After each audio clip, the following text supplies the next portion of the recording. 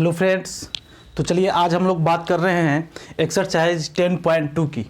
तो एक्सरसाइज 10.2 जो है हम लोगों का, इसमें क्या है कि पहला क्वेश्चन क्या है, तो पहला क्वेश्चन है कि कहा जा रहा है कि निम्नलिखित सदिशों के परिमाण का परिकलन कीजिए। यानी कि जो हमारा ये आपको क्वेश्चन दिया हुआ है इसका हमें क्या निकालना है, परिमाण निकालना है। और मैंने आपको बताया था कि परिमाण किस प्रकार से निकाला जाता है। तो मान करके चलिए आपके सामने में ये टोटल 3 वेक्टर है और इसका एक एक करके हमें क्या करना है, परिमाण निकालना है। तो सबसे पहले हम ए वेक्टर के परिमाण को निकालते हैं। तो वेक्टर के परिमाण को निकालने के लिए हमें क्या करना होता है, यही हमारा वेक्टर का परिमाण होता है, मैंने आपको बताया था। तो ये होता है आपका 1 का स्क्वायर हो जाएगा और फिर जे के साथ मल्टीपल में कौन है, तो 1 है, तो 1 का स्क्वायर प्लस के साथ मल्टीपल में कौन है, 1 है, तो 1 का स्क्वायर हो जाएगा। तो यहाँ पर से ये आपका क्या हो जाएगा, 1 1 1, यानी कि 1 + 1 + 1। क्यों 1 1 1 मैंने लिखा, क्योंकि 1 का जो स्क्वायर होता है वे आपका क्या होता है, 1 होता है। तो ये आपका हो जाएगा √3, यानी कि पहले वाला ए वेक्टर का जो परिमाण होगा ये आपका √3 होगा। अब चलिए दूसरा जो हमारा बी वेक्टर है, तो बी वेक्टर का हम जब परिमाण निकालेंगे तो क्या हो जाएगा, तो बी वेक्टर का परिमाण हमारा हो जाएगा 2² प्लस -7 का स्क्वायर प्लस -3 का स्क्वायर। तो अब हम इसे क्या करेंगे, सॉल्व करेंगे। तो ये हमारा हो जाएगा आपको 4 + 49 + 9। तो इसको आप जब टोटल सॉल्व कर लेंगे तो ये आपके सामने निकल करके आ जाएगा √62। तो ये आपका जो है बी वेक्टर का परिमाण निकल करके आएगा। अब तीसरा है आपका ये सी वेक्टर। तो सी वेक्टर का जो परिमाण होगा ये क्या होगा, तो देखिए सी वेक्टर का जो परिमाण होगा ये आपको क्या करना है, बस वही काम करना है जो मैंने सभी में किया था। तो रूट लगाइए, उसके बाद i j k के साथ जो भी है तो 1/3 है, i के साथ तो 1/3 का स्क्वायर प्लस 1/,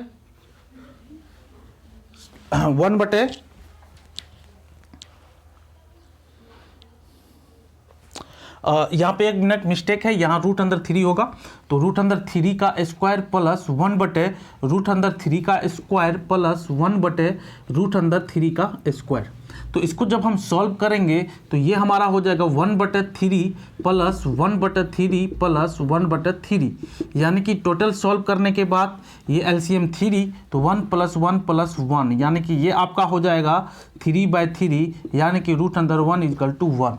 तो तीसरा वाला जो है उसका हम जब परिमाण निकालेंगे तो ये हमारा क्या हो जाएगा, ये आपको 1 हो जाएगा इसका आंसर। तो आपने देखा कि मैंने ए वेक्टर का परिमाण निकाला √3, बी वेक्टर का परिमाण निकाला √62 और सी वेक्टर का परिमाण हम जब ने निकाला तो इसका क्या आया, 1 आया। तो ये नंबर 1 क्वेश्चन आपके सामने में हो चुका है।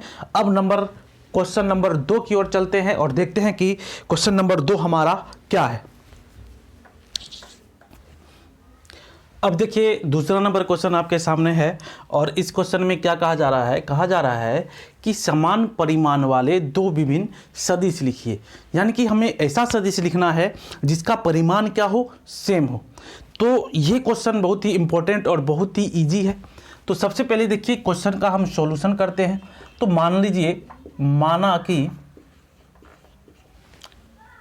ए वेक्टर = 2i + 3j + k, ठीक है। और दूसरा हम क्या लिखेंगे, बी वेक्टर। तो समान परिमाण का लिखना है तो ए वेक्टर आपको जो भी मन में है आप लिख सकते हैं। तो ए वेक्टर मान करके चलिए मैंने अपने मन से ये लिख दिया। अब हमें समान परिमाण का चाहिए, तो समान परिमाण के लिए हम क्या करेंगे, तो देखिए बी वेक्टर = आपका जो यहाँ पे है 2i, तो यहाँ पे आप 2i रहने दीजिए, यहाँ पे प्लस है तो आप यहाँ माइनस लिख दीजिए, और यहाँ पे प्लस है तो आप यहाँ भी माइनस लिख दीजिए। तो आप देख सकते हैं कि ये जो सदिश है कह रहा है समान परिमाण वाले, तो हमें तो परिमाण समान लिखना है और सदिश अलग अलग लिखना है। तो ये दोनों सदिश हमारा क्या है, ये दोनों सदिश अलग है। क्यों अलग है, क्योंकि ये जो 3 है ये प्लस में है और ये 3j जो है माइनस में है। ये के जो है प्लस में है और ये के हमारा माइनस में है, तो इसका मतलब है कि ये दोनों सदिश क्या हो गया, अलग हो गया। अब जब दोनों सदिश अलग है तो हम ये चेक करेंगे कि क्या इसका परिमाण एक होगा। तो देखिए परिमाण निकालने के लिए हम A vector is equal to mod of A vector is equal to 2 का स्क्वायर प्लस 3 का स्क्वायर प्लस 1 का स्क्वायर करते हैं, तो ये हमारा हो जाएगा 4 प्लस 9 प्लस 1 यानी कि 14। क्या हो जाएगा हमारा 14 हो जाएगा। ये हमारा निकल करके आया 14। हम दूसरे पे चलते हैं, तो चलते हैं B vector mode of B vector पे, तो हो जाएगा 2 स्क्वायर प्लस माइनस 3 का स्क्वायर प्लस माइनस 1 का स्क्वायर। तो यहाँ से जब हम इसे सॉल्व करेंगे तो 4 प्लस 9 प्लस 1, तो ये भी हमारा कितना आ जाएगा, रूट अंदर 14 आ जाएगा। तो देखो ये भी 14 आ रहा है, ये भी 14 आ रहा है, तो इसका मतलब क्या है, तो इसका मतलब ये है कि हमने जो सदिश लिखा वे हमारा क्या है, समान परिमाण के। अब आपके एग्जाम में आ जाएगा कि समान परिमाण वाले सदिश को लिखिए, तो समान परिमाण के लिए कोई भी वेक्टर आप ए वेक्टर बी कोई भी चीज़ लिख दो, मतलब कि एक तरीका से लिखना है, कुछ भी नहीं लिखना है, तो एक तरीके से हमें लिख देना है। उसके बाद बी वेक्टर जब हम लिखेंगे तो पहला तो उसी तरह लिख देना है, सेकंड वाला जो लिखेंगे उसमें माइनस का चिन्ह लगा देंगे और तीसरे वाले में हम माइनस का चिन्ह लगा देंगे। ऐसा हम इसलिए करते हैं कि परिमाण में क्या होता है कि रूट अंदर आई का स्क्वायर प्लस जे का स्क्वायर प्लस के का स्क्वायर होता है, यानी कि उसके उसके साथ जो मैग्नीट्यूड होता है उसका स्क्वायर होता है। तो जब माइनस का स्क्वायर होगा तो वे क्या हो जाएगा, प्लस हो जाएगा, और परिमाण क्या आ जाएगा, लास्ट में हमारा सेम आ जाएगा। लेकिन वेक्टर हमारा क्या हो रहा है, वेक्टर हमारा अलग आ रहा है। तो ये जो है क्वेश्चन नंबर 2 हो चुका है आप लोगों के सामने। तो चलिए अब क्वेश्चन नंबर 3 को बनाते हैं। देखिए क्वेश्चन नंबर 3 आपके सामने है कि कहा जा रहा है कि समान दिशा वाले दो विभिन्न सदिश लिखिए। तो समान दिशा वाले, तो समान दिशा कहने का मतलब कि ये जैसे वेक्टर आपका है तो ये आपका इसका डबल हो जाए या कुछ भी हो जाए, लेकिन इसका दिशा क्या होना चाहिए, बराबर होना चाहिए। यानी कि हमें जो है इस रूप में वे आना चाहिए, है ना, ये हमें इस रूप में आना चाहिए, ए इक्वल टू लेमडा बी।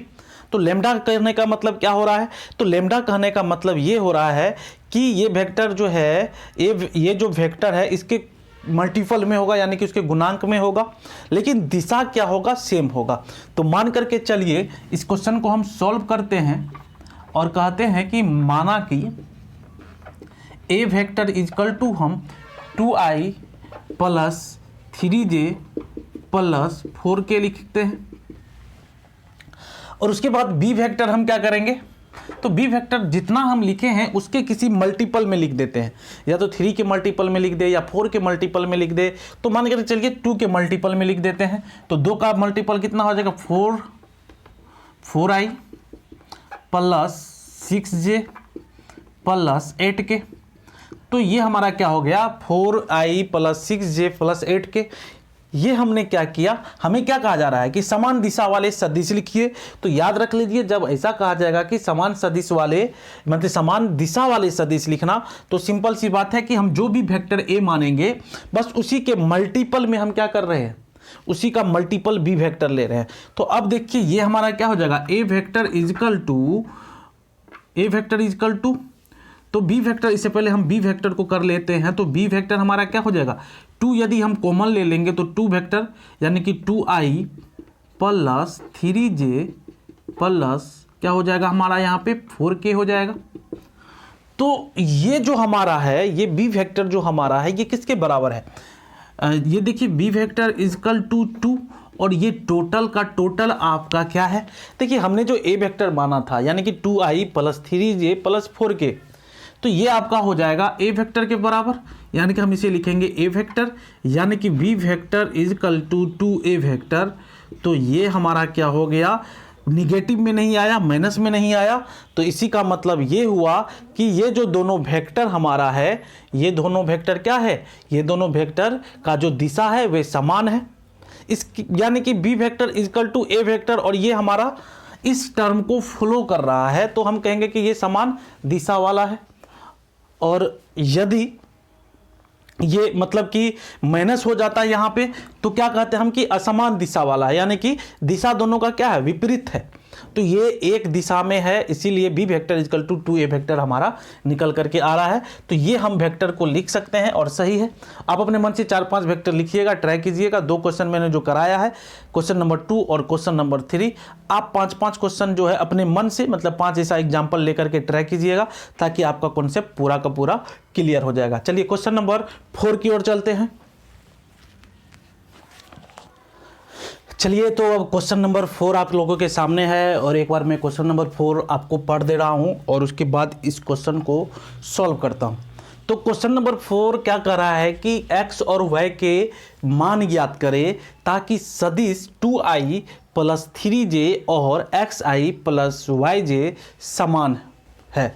ठीक है, यानी कि क्या कहा जा रहा है कि x और y का मान ज्ञात करने के लिए, जिससे कि सदिश हमारा क्या होगा, समान होगा। तो कोई भी सदिश समान कब होगा, यानी कि तब होगा जब हमारा a वेक्टर इक्वल टू क्या हो जाएगा, b वेक्टर हो जाएगा। यानी कि कोई भी सदिश समान कब होगा, इसको हम जब सॉल्व कर रहे हैं तो मैं आपको बता देता हूं कि कोई भी सदिश हमारा समान कब होगा, तब होगा जब a vector equal to b vector होगा। यानी कि कहने का मतलब कि ये वेक्टर और ये वेक्टर क्या होगा, बराबर होगा। तो यहां से हम 2i + 3j equal to xi + yj, ठीक है।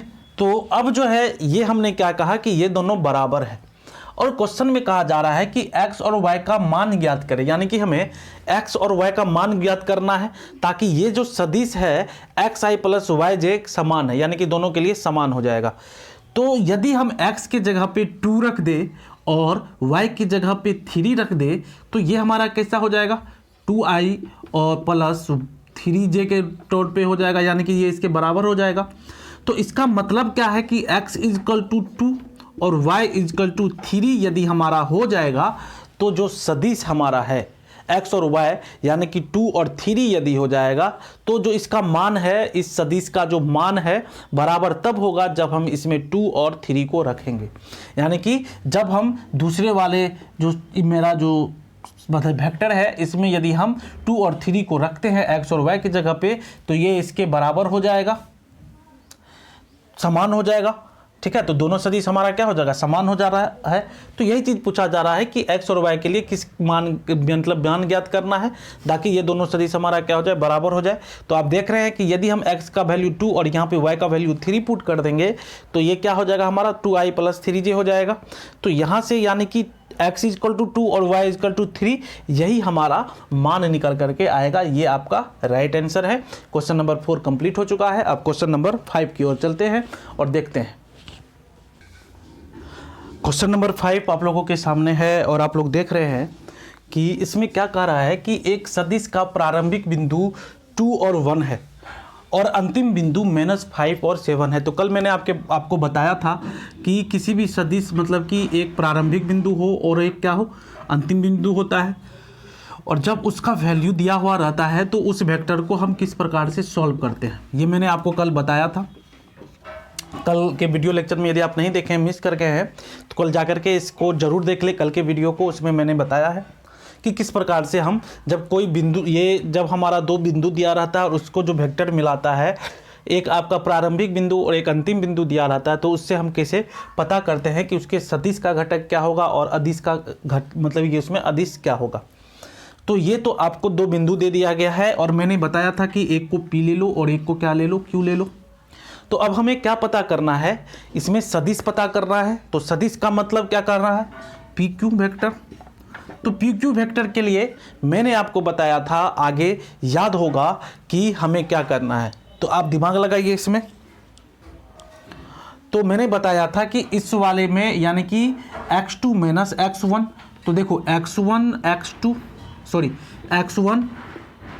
y1 x2 y2, और मैंने बताया था कि x2 - x1, तो x2 - 5 तो -5 और x2 - x1 तो -x1 यानी कि 2 i cap plus y2 - y1, तो y2 हमारा कितना है 7 और -1 क्या हो जाएगा j कैप। और उसके बाद यदि मेरा एक और दिया हुआ रहता तब हम क्या करते, k कैप को लेते, लेकिन यहाँ पे 2 दिया हुआ है इसलिए हम 2 के वैल्यू को लेते हैं। अब क्या करेंगे, जब हम इसे सॉल्व करेंगे तो ये आपका क्या हो जाएगा, P Q vector is equal to -7i cap plus 6j cap हो जाएगा। तो ये हो जाएगा हमारा -7i cap plus 6j cap. तो हमें क्या कहा जा रहा था कि सदिश के घटक को ज्ञात करने के लिए, यानी कि सदिश लिखने के लिए, तो हमने सदिश लिख लिया और कहा रहा है कि इस सदिश के अदिश एवं सदिश घटक को ज्ञात करें।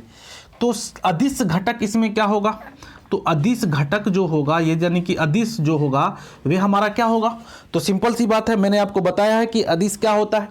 तो ये आपका -7 और ये आपका 6 क्या होगा, अदिश होगा, यानी कि इसमें क्या है, सिर्फ मैग्नीट्यूड है। और कह रहा है कि सदिश घटक, तो सदिश घटक की जब बात कर रहा है तो मैग्नीट्यूड के साथ इसमें क्या हो जाएगा, यानी कि परिमाण के साथ क्या हो जाएगा, उसमें दिशा भी हो जाएगा। और दिशा हमारा कौन बताता है, I cap, Z cap, K cap, यानी कि X axis, Y axis, Z axis, ये सारा चीज़ बताता है। तो हम क्या लिखेंगे, आई कैप -7i कैप और दूसरा 6j कैप। तो ये हमारा क्या हो गया, सदिश घटक हो गया, और ये हमारा क्या हो गया, अदिश घटक हो गया। तो इस क्वेश्चन में यही कहा जा रहा था कि सदिश घटक व अदिश घटक ज्ञात करने के लिए, तो कल मैंने आपको जो थ्योरी बताया था x2 - x1 और इंटू y2 - y1, उसी पे हमने इसको सॉल्व किया है और वहाँ से अदिश घटक और सदिश घटक को टोटली निकाला है। अब आगे चलते हैं, आगे देखते हैं क्या है हमारा क्वेश्चन। तो चलिए क्वेश्चन नंबर 6।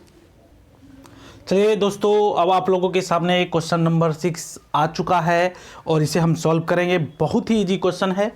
कह रहा है कि सदिश आपके सामने दिया हुआ है, सदिश ए वेक्टर, बी वेक्टर और सी वेक्टर का योगफल ज्ञात कीजिए। यानी कि इस तीनों वेक्टर का हमें क्या करना है, इस तीनों वेक्टर का हमें योगफल ज्ञात करना है।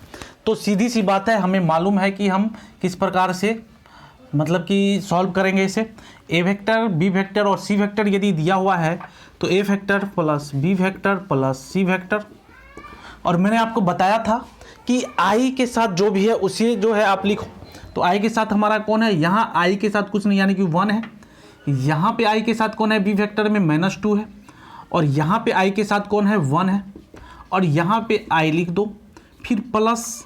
अब चलिए जे को देखते हैं। तो जे में जो है ए वेक्टर में -2, उसके बाद बी वेक्टर में +4 और सी वेक्टर में -6, तो हम -6 लिख देंगे। तीसरा जो है हमारा ए वेक्टर में क्या है, ए वेक्टर में के साथ कौन है, 1, उसके बाद इसमें बी में 5 और सी में कौन है, -7, तो ये हमारा हो जाएगा के कैप। तो अब इसे हम जब सॉल्व करेंगे तो ये हो जाएगा, देखिए 1 1 कितना हो जा रहा है हमारा, 1 1 2 और -2 क्या हो जाएगा, 0 हो जाएगा, प्लस -2 -6 -8 +4, यानी कि -8 और +4 का मतलब है -4। तो हम यहाँ पे क्या लिखेंगे, -4j कैप, और प्लस यहाँ पे आपका क्या हो जाएगा, तो यहाँ पे देखिए 5 एक 6 में से 7 गया तो -1, तो -1 और उसके बाद k कैप, ये आपका निकल करके आ गया है। तो अब हम इसे क्या करेंगे सॉल्व। तो ये आपका निकल करके आ जाएगा, तो 0 को हम क्या कर देंगे, गायब, तो हो जाएगा -4j कैप, और ये आपका क्या है, +-1 लिखना नहीं है, तो ये हो जाएगा k कैप। तो यहाँ से हमने क्या किया, इसका योगफल कर दिया है और आपके सामने जो है ये आंसर निकल करके आ चुका है। अब हम क्वेश्चन नंबर 7 को देखेंगे और क्वेश्चन नंबर 7 को बनाएंगे और देखते हैं कि क्वेश्चन नंबर 7 को किस प्रकार से सॉल्व करना है। तो चलिए ये जो है क्वेश्चन हमें क्या कह रहा है कि सदिश ए वेक्टर के अनुदिश एक मात्रक सदिश ज्ञात कीजिए। तो सबसे पहले जो हमारा वेक्टर दिया हुआ है, क्या दिया हुआ है, ए वेक्टर दिया हुआ है। तो हम क्या करेंगे, ए वेक्टर इक्वल टू लिखेंगे आई कैप प्लस जे कैप प्लस 2k कैप, और हमें क्या करना है, इसके अनुदिश एक सदिश मात्रक ज्ञात करना है, यानी कि मात्रक सदिश ज्ञात करना है, यानी कि ए कैप हमें मालूम करना है। और मैंने बताया था कि ए कैप किस प्रकार से निकालते हैं, तो ए वेक्टर बटा मैग्नीट्यूड ऑफ ए वेक्टर, यानी कि इसका ए वेक्टर का परिमाण। तो ए वेक्टर हमारा क्या है उसको लिख दीजिए, तो आई कैप प्लस जे कैप प्लस 2k कैप बटे में हमारा क्या हो जाएगा, इसके मैग्नीट्यूड को लिखेंगे, यानी कि इसके परिमाण को लिखेंगे, तो 1 का स्क्वायर प्लस क्या हो जाएगा, 1 का स्क्वायर प्लस 2 का स्क्वायर। तो यहाँ से हो जाएगा आई कैप प्लस जे कैप प्लस 2k कैप, और बटे में हमारा क्या हो जाएगा, तो बटे में जो है हमारा क्या हो जाएगा 1 का स्क्वायर 1 1 प्लस 4, तो यहाँ से निकल करके आ जाएगा आई कैप प्लस जे कैप प्लस 2k कैप बटे में रूट अंदर 5। ये हमारा क्या निकल करके आ गया, इकाई सदिश निकल करके आ गया। और इसे और अच्छे से यदि आप लिखना चाहे तो हम क्या लिख सकते हैं, यदि हम इसे और अच्छे से लिखें तो देखिए, सॉरी 4 1 5 1 6, यहाँ पे 6 होगा। और यदि हम इसे अच्छे से लिखें तो क्या लिख सकते हैं, इसे और अच्छे से लिखते हैं तो देखिए यहाँ पे लिख रहा हूँ मैं आई बटे क्या हो जाएगा रूट अंदर 6 प्लस जे बटे रूट अंदर 6 प्लस 2k कैप बटे रूट अंदर 6। तो ये हमारा क्या हो गया, इकाई सदिश हो गया। बहुत ईजी है, ए वेक्टर दिया हुआ है और हमें क्या करना है, ए कैप निकालना है, तो ए वेक्टर बटे मैग्नीट्यूड ऑफ ए, यानी कि इसके परिमाण को हम कर देंगे, निकाल लेंगे।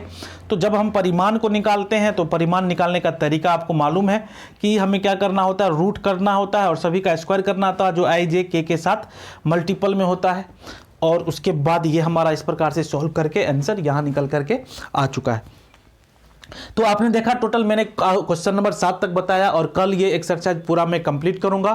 तब तक के लिए गुड बाय, और लगातार आप हमारे चैनल से जुड़े रहिए। और यदि आप हमारे चैनल पे नए हैं तो चैनल को सब्सक्राइब जरूर कर दें। Thank you.